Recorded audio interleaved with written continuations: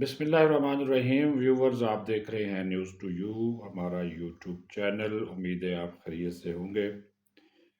سید یوسف Raza Gilani Peoples party سے تعلق اور سینٹ کے بلا مقابلہ چیئرمین منتخب ہو گئے ہیں۔ نون لیگ کے سید آل رضا جو ہیں وہ ڈپٹی چیئرمین جو ہیں وہ منتخب ہوئے ہیں، اور تحریک انصاف نے احتجاج کیا ہے، کام نہیں آیا۔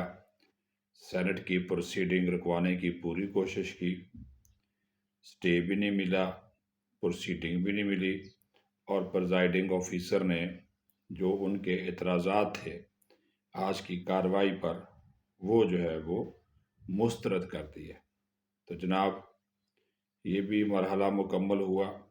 آئینی عہدہ، ایک اور آئینی عہدہ صدر مملکت کے بعد چیئرمین سینٹ والا، وہ بھی پیپلز پارٹی کو مل گیا۔ موجہ ہی موجہ۔ یہ میں نے انٹرو اس وجہ سے شروع کیا یوسف رضا گیلانی سے، تاکہ یہ میں آپ کو بتا سکوں کہ یہ جو موجودہ سیٹ اپ آیا ہے، اس سیٹ اپ کا اگر سب سے بڑا اور سب سے زیادہ کوئی بینیفیشری ہے تو وہ پیپلز پارٹی ہے۔ یقین مانیں، موجہ ہی موجہ۔ انہوں نے سندھ حکومت بھی لے لی، زرداری صاحب، آصف زرداری صاحب صدر بھی بن گئے، چیئرمین سینٹ بھی لے لیا، بلوچستان میں بھی اپنا وزیر اعلیٰ بنا لیا۔ اللہ ہی اللہ، خیر صلی اللہ، موجہ ہی موجہ جناب۔ اور کیا بات ہے کہ تمام اہم آئینی عہدوں کے اوپر جن کا تعلق آلموسٹ حکومت سے ہی بنتا ہے، پھر بھی کہتے ہیں ہم حکومت میں نہیں ہیں۔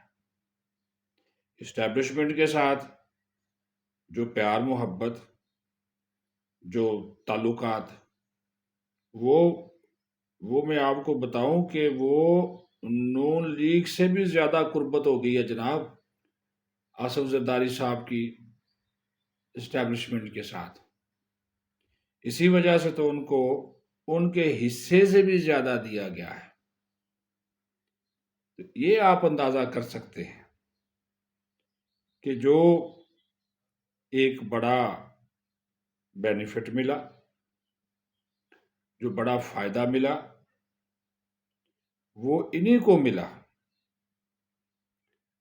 اور نون لیگ کے اوپر بھی سانپ بن کر بیٹھ گئے۔ وہ اس طرح کہ جب چاہیں گے حکومت گرا دیں گے۔ ڈوری کھینچنی ہے نا جی۔ 70 بندے ہیں قومی اسمبلی میں، 70 ادھر ہو گئے تو شہباز شریف کی حکومت کا جناب تیا پانچا۔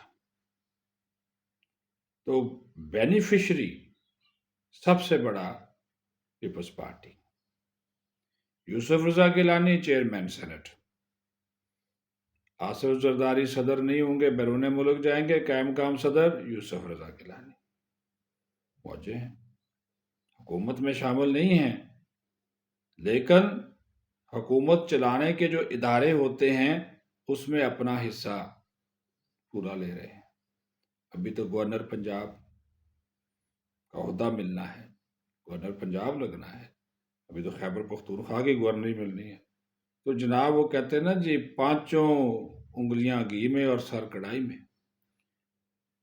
تو ان کی 5 گھی میں ہیں، سر کڑھائی میں کب آتا ہے کوئی پتہ نہیں۔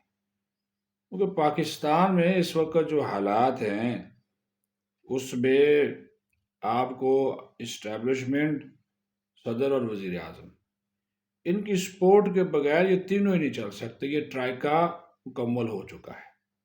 ابھی تک تو تعلقات جو ہیں وہ ٹھیک ہے، فوج اپنا ایک مکمل طور پر کردار جو ہے وہ ادا کر رہی ہے، نبھا رہی ہے، دفاع کے حوالے سے بھی، سیکیورٹی کے حوالے سے بھی، امن و امان کے حوالے سے بھی، اور ملک کی معیشت کو سیدھا کرنے کے حوالے سے بھی وہ اپنا ایک کردار جو ہے وہ نبھا رہے ہیں۔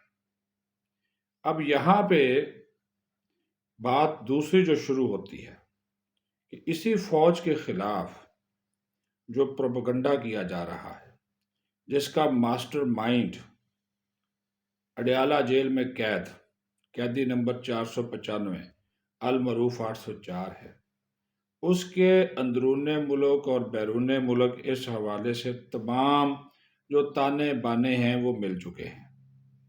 وہ ماسٹر مائنڈ ہے اس کمپین کا۔ جو لوگ اور ہمارے داروں کو پتہ ہے، ہماری فوج کو بھی پتہ ہے، ہماری اسٹیبلشمنٹ کو بھی پتہ ہے کہ یہ شخص ماسٹر مائنڈ ہے۔ اس کے باہر بیٹھے ہوئے لوگ جو لابیسٹ فرمز ہائر کی گئیں، لاکھوں ڈالر میں وہ فوج کے اندر تفریق، نفرت اور تقسیم کی سازش کیسے کر رہے ہیں، پھر جھوٹا پروپیگنڈا پھیلاتے ہیں سوشل میڈیا کے اوپر۔ فلاں جرنیل سے لڑ گیا، یہ پچھلے دنوں کیا گیا۔ یہ کبھی ہوتا نہیں ہے۔ فوج کے اندر جو ایک ڈسپلن ہے وہ برقرار رہتا ہے۔ ہاں، جب کور کمانڈرز میٹنگ ہوتی ہے، فارمیشن کمانڈرز کی میٹنگ ہوتی ہے، ہر کوئی اپنا نقطہ نظر بیان کرنے میں آزاد ہوتا ہے اور اس کا نقطہ نظر سنا جاتا ہے، اس کو وزن دیا جاتا ہے، اس کی رائے کا احترام کیا جاتا ہے۔ لیکن چین آف کمانڈ توڑنے کی جتنی بھی اس نے کوششیں کی ہیں عمران خان نے سب ناکام ہوئی ہیں۔ ابھی بھی معذرت کے ساتھ ہمارے اپنے کچھ دوست جو صحافتی دبادے میں ہیں وہ لگے ہوئے ہیں۔ ماضی میں یہی لوگ جو تھے وہ اسی اسٹیبلشمنٹ اور فوج سے مراد لیتے رہے، فائدے اٹھاتے رہے۔ بھائی کروڑوں پتی اربوں پتی بن گئے یہ لوگ اسی اسٹیبلشمنٹ کا حصہ رہ کے ان کی مان کے ان کے ایجنڈے پر عمل پیرا ہو کر آج اسی اسٹیبلشمنٹ اور اسی فوج کو یہ آنکھیں دکھاتے ہیں۔ دوسری بات، 20 لوگ رہا کر دیے آرمی چیف نے، معافی دے دی، ان کی باقی سزا معاف کر دی جو 9 مئی میں ملوث تھے۔ سپریم کورٹ کے حکم پر بھی عمل کیا۔ ان کو تقریباً کوئی 10 ماہ، کوئی 9 یا 1 سال کے قریب ان 20 افراد کو سزا ہوئی تھی۔ یہ براہ راست ملوث نہیں تھے، بلا واسطہ تھے، اور وہ فوج نے جو ان کے ساتھ حسن سلوک کیا اس سے وہ اتنے متاثر تھے کہ ان کو کہہ رہے جی وہ ہمارے بچے فوج میں اب جائیں گے۔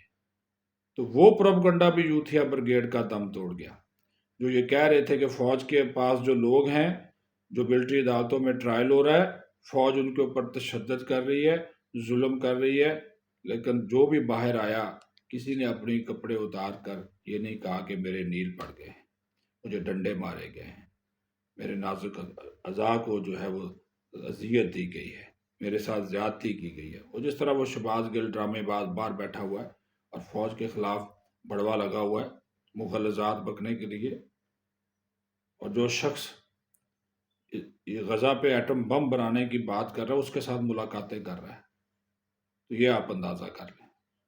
تو یہ جو ماسٹر مائنڈ ہے، اس کا جو ایجنڈا تھا وہ فوج اور اسٹیبلشمنٹ نے ناکام بنا دیا، تفریق اور نفرت کا، لیکن وہ لگا ہوا ہے۔ اس کے باوجود تمام تر جو سہولتیں وہ حاصل کر کے بیٹھا ہوا ہے۔ ہم بار بار اس وجہ سے اس کی بات کر رہے ہیں، وہ آپ کو بھی پتا ہے کہ آج بھی اس کے سہولت کار کسی نہ کسی انداز میں عدلیہ میں موجود ہیں جو اس کی سپورٹ کر رہے ہیں، لیکن اللہ کے فضل و کرم سے فوج ایک ڈسپلن ادارہ ہے، منظم ادارہ ہے، اور اس کی چین آف کمانڈ یا یونٹی آف کمانڈ کو توڑنے کی جب بھی کوشش کی گئی ہے، جس نے بھی کی ہے، وہ کتنا ہی طاقتور کیوں نہ ہو، اس کو ناکام بنایا گیا ہے۔ اب بھی یہ لوگ ناکام ہوں گے، اپنا ایجنڈا سیاسی اور ذاتی پورا کرنے کی کوشش کر رہے ہیں، لیکن اس میں ان کو ناکامی ہوگی۔ بہرحال پیپلز پارٹی زندہ باد جی، اس نے کمال کر دیا۔ چیئرمین سینٹ اپنا، صدر اپنا، گورنرز بھی اپنے، 2 صوبوں میں وزرائے اعلیٰ بھی اپنے، پھر بھی کہتے ہیں ہم حکومت میں نہیں ہیں۔ ماشاءاللہ، کیا بات ہے۔ ہاں جی، وہ کہتے ہیں نا جی، اتوں جناب کھائی جاؤ تو بچوں روئی جاؤ تو ہنسی جاؤ تو لنگی جاؤ، کھنگی جاؤ تو لنگی جاؤ۔ پیپلز پارٹی کی موجی ہے جناب، اپنا خیال رکھیں۔ پاکستان زندہ باد۔